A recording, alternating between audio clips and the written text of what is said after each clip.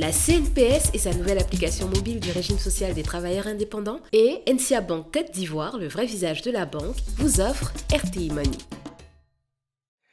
Bonsoir à tous et bienvenue dans votre magazine RTI Money qui vous parle de banque, d'assurance, de la gestion de vos finances, bref, de votre argent. Je suis ravie de vous retrouver pour ce deuxième numéro de la 4e saison en compagnie de notre invité de la semaine, le champion du monde de cacao d'excellence. Ce sont des fèves qui ont le vent en poupe et qui sont très demandées à l'international. Onko Ambroise, bonsoir. Bonsoir. Merci d'avoir accepté de partager le plateau de RTI Money en notre compagnie. C'est un plaisir pour moi. Alors, on va vous garder jusqu'à la fin de l'émission où on aura un focus, notre interview cash, où vous nous direz tout sur votre activité, votre actualité. Mais avant, laissez-moi vous présenter notre team de chroniqueurs. Je commence par Soraya. Soraya, ce soir, qu'est-ce qui est prévu au menu ? Alors Justine, vous connaissez certainement les tontines traditionnelles. Aujourd'hui, je vais vous parler des tontines en ligne, des tontines assez spéciales, des tontines d'habits, de chaussures, d'accessoires, etc. Et on en parle tout à l'heure. Merci Soraya. Christelle, avec vous, on va parler d'un certain type de véhicule qui fait beaucoup parler de lui en ce moment. Oui, ce soir, nous allons tester les voitures Made in China pour comprendre pourquoi est-ce qu'elles ont le vent en poupe en Côte d'Ivoire. Est-ce la technologie derrière? Est-ce le prix? Vous saurez tout. Et Landry, le monsieur chiffre, vous nous parlez ce soir de la fièvre du mobile money. Oui, Justine, le mobile money qui est de plus en plus utilisé sur le continent africain, plus de 700 milliards de dollars de transactions pour l'année 2021, un record pour le continent. Et dans quelques instants, nous y reviendrons. Justement, quelques instants, c'est maintenant. On y va pour Éco-Chiffres.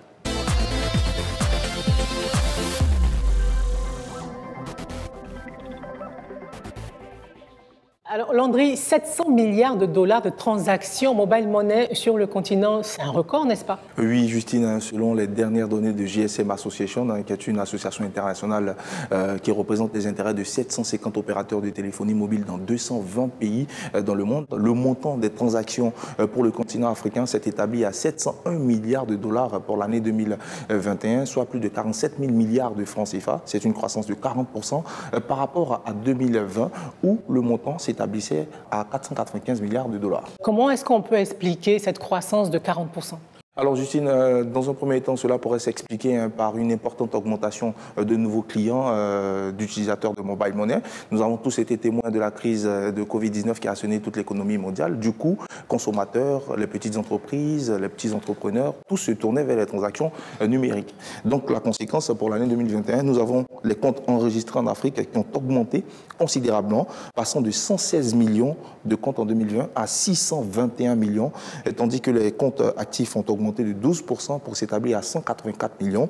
Et au total, c'est plus de 36 milliards de transactions qui ont été traitées sur les plateformes fournissant des services à mobile money. Et sur le continent, quelle est la zone qui a effectué le plus de transactions? Alors Justine, peut-être que vous avez une petite idée, parce que sur le continent, la partie de l'Afrique qui est reconnue comme étant le berceau du mobile money, c'est l'Afrique de l'Est, avec le Kenya bien évidemment, où le mobile money est très développé. Le montant de transactions mobile money dans cette partie du continent s'établit à 403,4 milliards de dollars, avec 59 services en activité, 296 millions de comptes enregistrés, 102 millions de comptes actifs pour 24 milliards d'opérations. La deuxième sur le continent, c'est l'Afrique de l'Ouest, où la Côte d'Ivoire y est bien évidemment, qui vient à cette deuxième position, avec 239,3 milliards de dollars de montant d'opération. Et en troisième position, vous avez l'Afrique centrale avec 50,1 milliards de montant de transactions. En quatrième position, l'Afrique australe avec 4,9 milliards.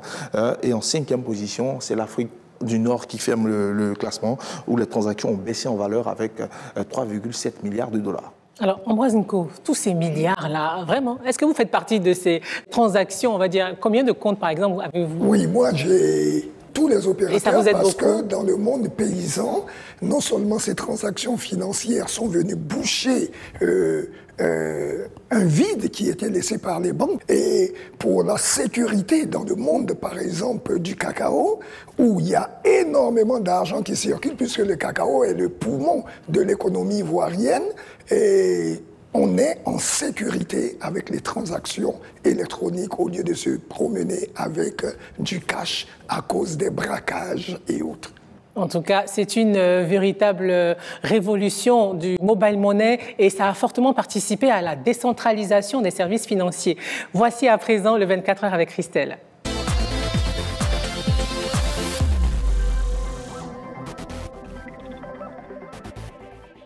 Alors, Christelle, vous nous faites découvrir le marché d'un type de véhicule d'origine lointaine. Oui, Justine, d'origine chinoise plus précisément, avec la nouvelle réglementation mise en vigueur relative à l'interdiction d'importer des véhicules de plus de 5 ans. Il y a eu un changement complet en termes de choix de véhicules et aussi ça a affecté le marché des voitures d'occasion qui représentait environ 50 000 importations par an. Aujourd'hui, c'est 10 fois moins de véhicules d'occasion qui entrent en Côte d'Ivoire. Et donc, face à cela, les consommateurs ont décidé d'opter pour les véhicules Made in China. Alors, comment peut-on expliquer cette percée de ces véhicules? On regarde.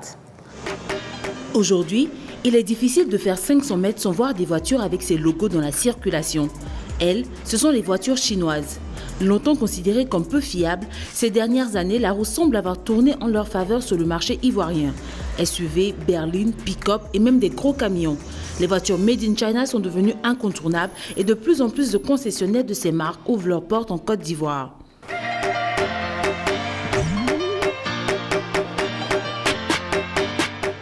Cet après-midi-là, ce concessionnaire a convié de potentiels clients à venir découvrir sa nouvelle collection de voitures. Des SUV dont le prix varie entre 15 et 28 millions de francs CFA. Le chef d'orchestre, c'est lui, Jean Tacrou. Je pense que la campagne est très bien. Très bien, parce que déjà nous sommes à mi-journée et déjà on a enregistré une participation, on est à 50% de nos objectifs. Super. Et donc juste d'ici le soir, on espère atteindre les 100%. Après une vingtaine d'années chez les gros poissons du secteur de l'automobile, ce passionné a décidé de se tourner vers ce marché du chinois en plein boom et est aujourd'hui à la tête du tout nouveau concessionnaire installé en Côte d'Ivoire. Alors pourquoi ce revirement? Pourquoi être venu sur ce marché des voitures chinoises? C'est vrai que dans l'automobile, les marques chinoises, il y a 10 ans de cela, avaient tâtonné. Aujourd'hui, ces marques sont à leurs plus belles années. Le consommateur ivoirien qui était complexé il y a de cela 10 ans, aujourd'hui, la nouvelle génération de consommateurs n'est plus complexée. Donc oui, c'est le meilleur moment qui a été choisi pour que je rejoigne ce type de marque. D'ici 2-3 années, vous allez voir sur 10 véhicules rencontrés dans la ville, vous allez peut-être avoir 5 ou 6 véhicules chinois. Pour lever définitivement les a priori sur la qualité des matériaux utilisés sur ces véhicules et s'imposer sur ce marché assez concurrentiel, les concessionnaires de marques chinoises comme Jean utilisent une arme de vente infaillible. Aucune marque, qu'elle soit européenne, qu'elle soit allemande ou française, on va dire, parce que c'est là que se situent les plus grosses marques, n'a encore proposé 50 garanties ou 150 000 km sur le marché ivoirien. Pourquoi ces véhicules intéressants? Voici la grande question. Pour y répondre, je vous embarque pour un tour dans l'une d'entre elles. Ange est la patronne d'une entreprise de location de véhicules de marque essentiellement japonaise et française. Si le prix des voitures Made in China reste un argument de vente important, la question de leur fiabilité reste posée. Et c'est pour tenter de lever tout équivoque qu'Ange a accepté l'invitation pour tester ce tout nouveau modèle. Et donc là, déjà de prime abord, quel est votre ressenti? Pour moi, c'était important de faire ce test drive pour sortir les appréhensions que j'avais en tête concernant les modèles chinois. Voilà.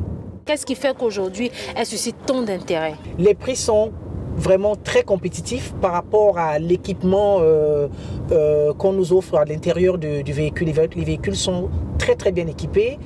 Chez les autres constructeurs, les équipements sont en option. Et par contre, chez les constructeurs chinois, les équipements sont offerts. Voilà.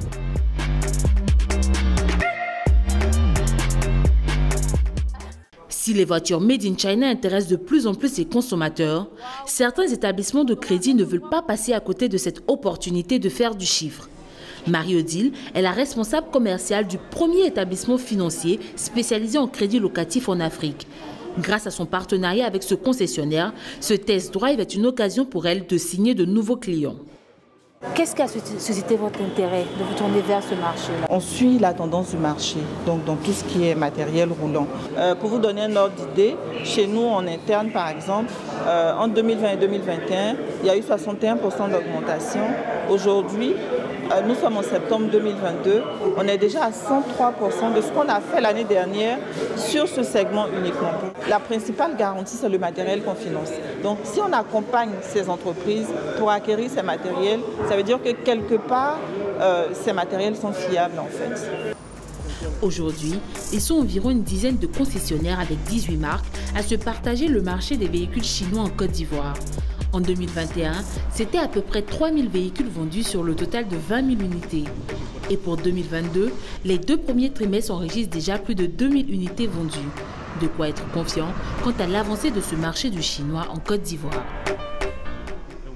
Ambroise Nko, quel est votre regard sur ce type de véhicule? Mais quand on part du fait que la Chine est aujourd'hui leader dans des domaines technologiques, aéronautiques, aérospatiales. Vous serez tenté en tout cas de... Absolument, parce que les équipements sont fiables, le prix est abordable. Pour nous, les Africains, ils sont plus proches de nous que les Européens. Donc... En tout cas, on a un commercial des véhicules chinois sur le plateau. Mais dites-nous, les consommateurs, Christelle, est-ce qu'ils n'ont pas un peu d'appréhension? Alors, si les prix ont été vraiment ce facteur-là qui a déclenché cet intérêt pour les véhicules chinois, il y a des problématiques qui sont relevées par les consommateurs. J'en ai ressorti 3. La toute première problématique, c'est au sujet des pièces détachées, justement. Aujourd'hui, les concessionnaires font venir les véhicules avec un stock assez important de pièces détachées afin de pouvoir assurer le service pendant une certaine durée. Voilà, de couvrir le besoin pendant une certaine durée. La deuxième problématique, c'est au niveau de la valeur de ces véhicules-là. Alors, les véhicules chinois perdent de la valeur plus rapidement que les véhicules d'origine française ou d'origine japonaise. D'où la garantie des 5 ans. Voilà, d'où la garantie des 5 ans. Et justement, vous parlez de cette garantie. Si vous avez une garantie de 5 ans, essayez de revendre votre véhicule dans cette période-là parce qu'il vous sera difficile autrement de le revendre. Ce n'est pas comme les véhicules d'origine française ou d'origine japonaise qui se revendent plus facilement sur le marché. Et pour terminer, la troisième problématique, c'est au sujet du service après-vente. Certains déploraient le fait que ce service a été assez long. Donc, c'est une problématique aussi que les concessionnaires ou les constructeurs de ces véhicules devraient prendre en compte. Merci Christelle pour toutes ces informations précises sur les véhicules de type chinois. Monsieur Nko Ambroise, parlons d'autre chose à présent. Est-ce que vous êtes un adepte des tontines? Pas moi personnellement, mais avec une ONG où les femmes des producteurs se réunissent une fois par semaine, épargnent, ce qui leur permet d'être autonomes et d'avoir, si on veut dire, un certain honneur à se défendre. Une autonomisation. Voilà, à se défendre d'elle-même. En tout cas, Soraya va nous parler d'un certain type de tontine aussi. C'est parti pour les bons plans de Soraya.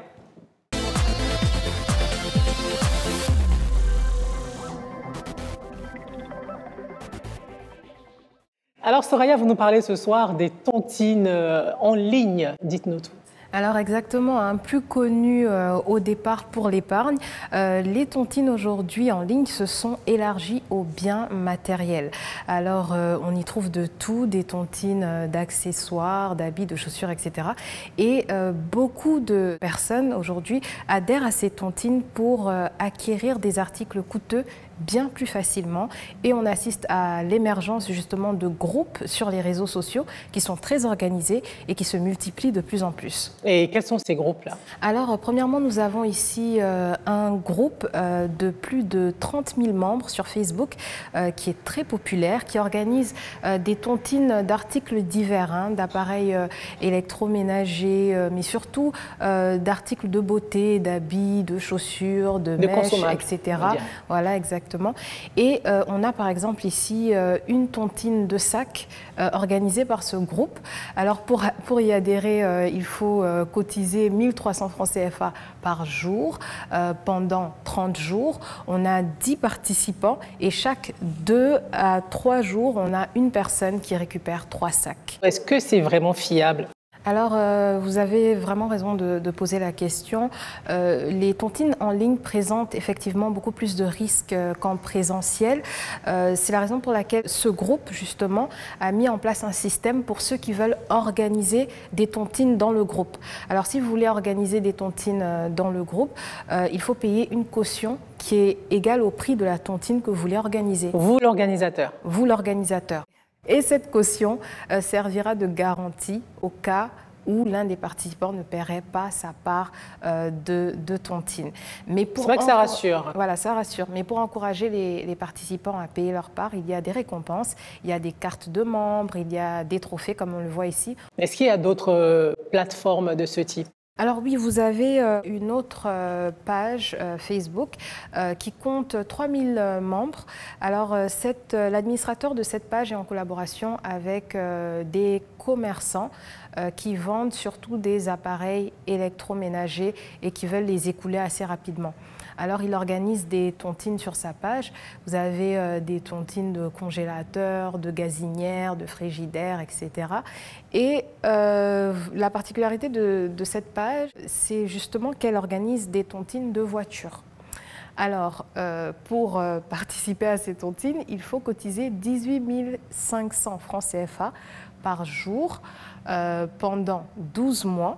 Il y a 12 participants et chaque 30 jours, c'est-à-dire chaque mois, un participant récupère une voiture. Mais je tiens à préciser que ce sont des tontines en ligne, donc il n'y a pas vraiment de cadre légal et juridique. Donc il faut vraiment faire des recherches et faire très attention avant de s'engager. Et pas de cadre juridique pour tout type de tontine en général. En général. Merci Soraya. Et avec vous, c'est la fin de cette première partie d'émission. Mais nous revenons tout de suite après la pub pour notre interview cash avec notre invité Ambroise Nko. À tout de suite. Pour nous qui travaillons à notre propre compte, le régime social des travailleurs indépendants de la CNPS est une protection en cas de maladie ou de maternité et la garantie d'une pension de retraite à vie. À partir de 120 francs CFA de cotisation par jour, recevez jusqu'à 90 000 francs CFA par mois en cas de maladie ou jusqu'à 180 000 francs CFA par mois en cas de maternité et une pension à vie à la retraite. Enrôle-toi gratuitement dans une agence CNPS sur le site www.cnps.ci et sur l'application mobile RSTI. Grâce au régime social des travailleurs indépendants, la CNPS maintenant, c'est pour tout le monde. À la recherche d'une offre qui vous corresponde, découvrez nos offres de produits et services groupés NCA Bank, les packs tout en un. Compte chèque, découvert, carte bancaire, service bancaire à distance, assurance vie et plein d'autres avantages. Jeunes, artisans, fonctionnaires et salariés, quel que soit votre profil, nous avons le pack qui vous convient. Rendez-vous dans l'agence NCA Bank la plus proche et ouvrez votre compte. Plus d'infos 80 200 800.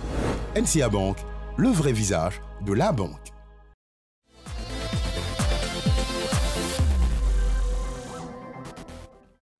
Nous sommes de retour sur le plateau de RTI Mani avec notre invité Cash qui est planteur de cacao. Il a été sacré meilleur cacao aux International Cocoa Awards en 2019 et cela pour 2 ans. Ambroise Nko, merci d'être resté avec nous. Merci. Alors, je viens de le dire, vous avez été sacré meilleur cacao. Donc, vous êtes désormais cacao d'excellence.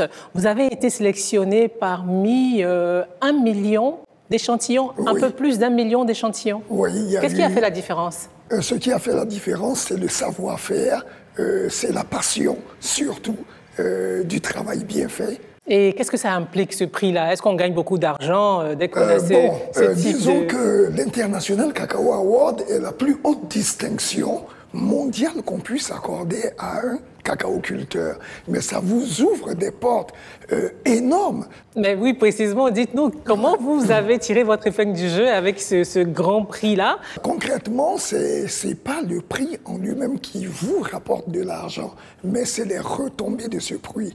Donc, il faut savoir monnayer son talent.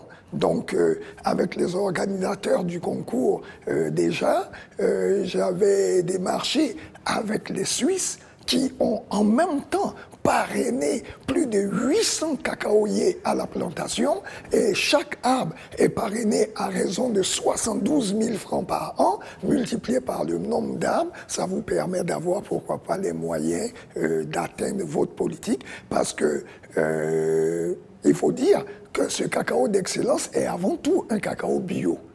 Et le cacao bio est un cacao qui répond à tout un écosystème, l'agroforesterie, l'agriculture biologique, l'agriculture également organique et tout, c'est tout un écosystème. Recréer un écosystème favorable à une agriculture durable, c'est la biodiversité et tout ça, ça a un coût. Est-ce que vous vendez plus cher que ceux qui sont ici, qui font la cacaoculture normale, classique, on va dire? Absolument, absolument. Un exemple, par exemple, une tonne de cacao, par exemple. Une tonne de cacao bio certifié, bien négocié, bon, vous pouvez le vendre même à 3-4 millions la tonne. Et quelle est la différence en termes de récolte, par exemple? En termes de récolte, en général, en Côte d'Ivoire, il y a deux grandes périodes. Il y a la grande traite et la petite traite. Et les plantations lambda, il faut compter peut-être 6 à 8 récoltes maximum par an. Moi, je fais 24 récoltes par an, une récolte tous les 15 jours. Et qu'en est-il de la transformation de votre secteur d'activité? C'est bien de faire du cacao bio, mais est-ce que la transformation, c'est pas un véritable problème dans notre pays? Non, en principe, c'est pas un problème, parce que quand il y a un marché qui n'existe pas, ça veut dire qu'il y a tout à faire et il y a tout à gagner. Je dis aujourd'hui que pour qu'un cacaoculteur puisse s'en sortir, c'est pas la vente des fèves, mais c'est la transformation des sous-produits du cacao qui rapporte 50-60 fois plus que la vente des fèves. Et on peut faire un simple petit calcul. Quand vous écabossez votre cacao, le cortège de cacao, c'est-à-dire la coque, peut être transformé en compost pour retourner fertiliser la plantation. Le sac de 50 kilos est vendu à 15 000 francs. Après le cortège de cacao, on peut faire de la potasse. Et cette potasse coûte 4 500 francs de kilo. Après la potasse, on fait la pyrolyse pour faire du charbon avec les coques de cacao. Et cette technologie existe en Côte d'Ivoire. Le sac de charbon de 50 kilos fait 15 000 francs. Et vous pouvez aller encore plus loin. Lors de la fermentation alcoolique, c'est-à-dire les 2 premiers jours de la fermentation alcoolique, le jus du mucilage que vous allez recueillir, vous allez le pasteuriser. Ça sera un jus rafraîchissant avec lequel on peut faire des sorbets et autres. C'est vraiment la tendance actuelle. Et là, le litre, c'est 3 000 francs, le litre de cacao bio stérilisé et pasteurisé. Dans le deuxième lot de la fermentation, vous allez aller à la fermentation acétique. Vous pouvez produire du vinaigre blanc ou du vinaigre fruité à base de cacao. Et quand vous allez aller au séchage, la pelure de cacao, quand vous allez décortiquer la pelure, on était au Salon du Chocolat à Paris, c'est 7,90 € les 100 grammes. Ce qui veut dire que 1 kilo de pelure de cacao coûte au moins 54 000. Pour en faire des thés, par exemple. Pour faire des tisanes et autres, alors que le kilo de cacao fait 900 francs, alors que sa peau coûte 54 000 francs. Et en plus de ça, il y a le beurre de cacao.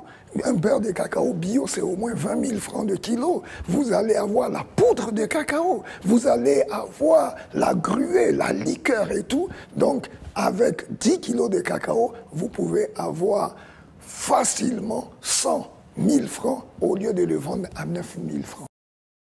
Landry avait une question. Oui, justement, par rapport à la transformation, on sait que la Côte d'Ivoire est le premier producteur, mais aussi la Côte d'Ivoire détient aujourd'hui la plus grande unité de broyage de cacao. Dans un premier temps, en tant que cacaoculteur, qu'est-ce que cela représente pour vous? Et quel est l'impact, en fait, de ce statut de plus grand broyeur sur le continent et partout dans le monde pour les agriculteurs? Oui, pour les agriculteurs, c'est la panacée. Parce que faire partir rien que les fèves, la valeur ajoutée ne reste pas sur le pays. Or, quand on est broyeur, ça veut dire qu'on est usinier. Et qu'on est usinier, ça veut dire qu'il y a la main-d'œuvre. Et s'il y a la main-d'œuvre, ça veut dire qu'il y a réduction de la pauvreté, réduction du taux de chômage et autres. Et l'un dans l'autre, broyer, c'est déjà amorcer la transformation. Et cette transformation nous permettra, même à 50%, de créer au moins 2 à 3 millions d'emplois pour la jeunesse. Nkou Ambroise, on vous entend, on vous écoute, vous êtes très passionné. Est-ce que vous parlez aux banquiers? Est-ce que vous arrivez à les convaincre pour vous financer, par exemple? Bon, moi, J'ai jamais eu affaire aux banquiers parce que j'ai décidé de tout abandonner pour me reconvertir en agriculture. Donc, je suis allé à fond la caisse. Pourquoi vous n'allez pas vers eux? Non, je ne vais pas vers les banquiers parce que, bon, je me dis que peut-être je n'en ai pas besoin pour le moment. À quand un label ivoirien? Le label ivoirien, on aura très bientôt parce qu'on travaille dessus. Mais moi, j'ai un projet personnel, c'est le projet de labellisation du cacao en fonction du terroir, comme le font les Européens sur les vins. Et ici, mon objectif, c'est d'avoir un cacao labellisé en fonction des terroirs, puisque chaque terroir produit des valeurs organoleptiques et sensorielles liées au cacao. Ça nous permettra de répondre au cahier de charges des broyeurs, des cahiers de charges des chocolatiers, pour mettre à leur disposition une matière première qui leur permet d'exprimer leur potentiel. Ambroise Nko, merci d'avoir répondu aux questions de RTI Mani. C'était un plaisir de passer ces 26 minutes avec vous. Merci les amis, on se retrouve dans une semaine. RTI Mani, c'est maintenant terminé. Merci de nous avoir suivis. Je vous donne rendez-vous dans une semaine pour une nouvelle émission, de nouvelles chroniques. D'ici là, portez-vous bien. La CNPS et sa nouvelle application mobile du régime social des travailleurs indépendants et NCA Bank Côte d'Ivoire, le vrai visage de la banque, vous ont offert RTI Mani.